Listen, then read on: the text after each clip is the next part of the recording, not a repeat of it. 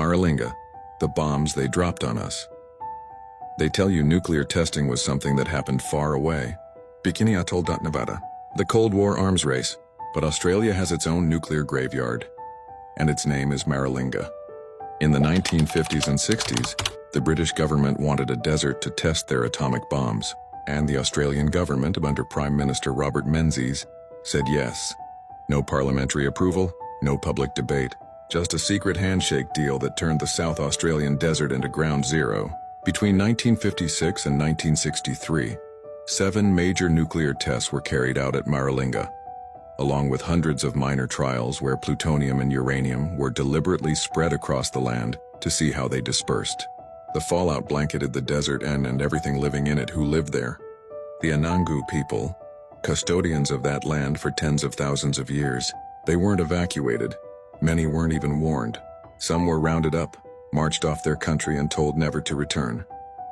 Others stayed and paid with their lives. Radiation poisoning, birth defects, cancers that ravaged communities for generations. And it wasn't just the indigenous people. Over 16,000 Australian servicemen were used as guinea pigs. Soldiers ordered to walk through blast zones, clean up radioactive debris, and bury contaminated equipment with little more than shorts and a shovel.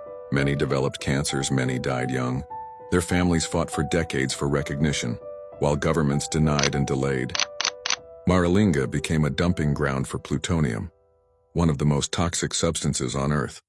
In some cases, barrels of radioactive waste were simply buried in shallow pits, left to leak into the soil.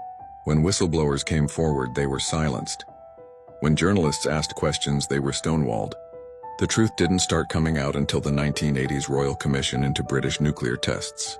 It revealed what survivors already knew. The tests were reckless, the safety standards were a sham, and the Australian government was complicit in sacrificing its own people.